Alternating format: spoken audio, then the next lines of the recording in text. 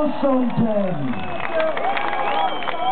una din acele trute de doi bani care nu știu de unde vin, nu știu nici unde au ajuns și din păcate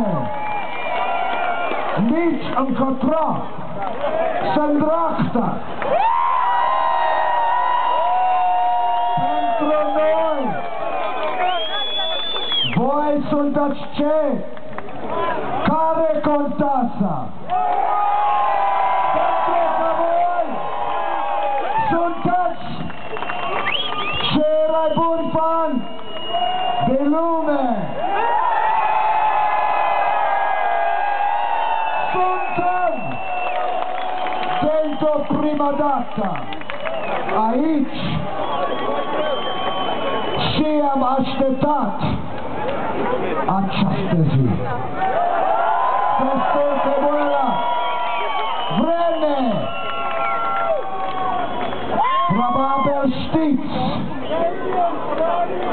că în Statele Unite cele mai cunoscute lucruri despre țara voastră sunt legate de contele Dracula.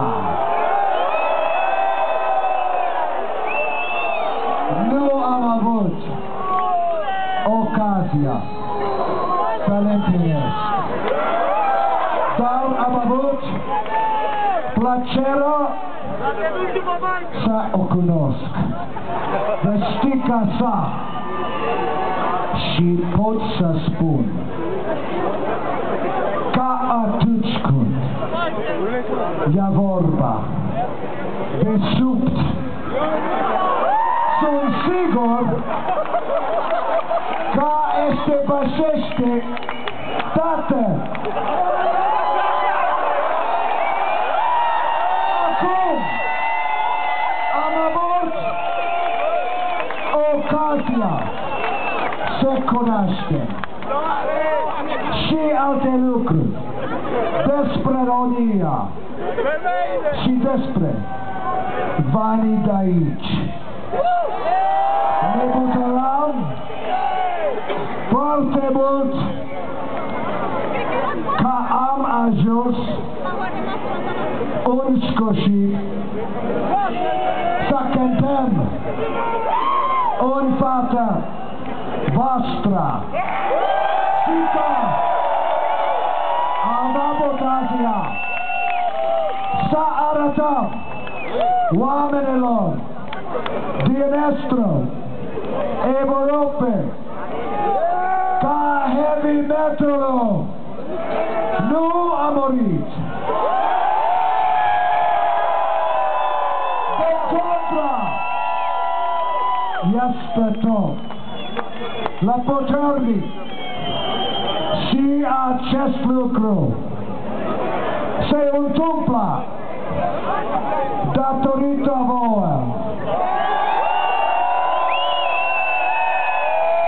Știu că a trecut multă vreme de când camara voastră a unașilor, tacilor s-a făcut auzită.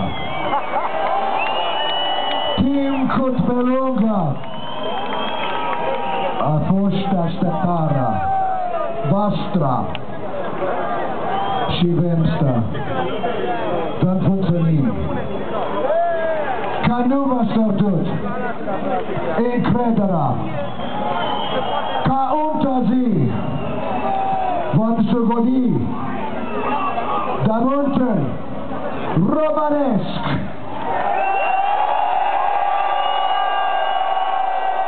Ziua acela este azi.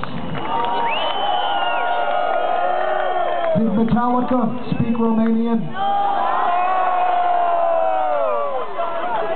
Did Iron Maiden speak Romanian? Did Motorhead speak Romanian? Who spoke Romanian? Who spoke Romanian?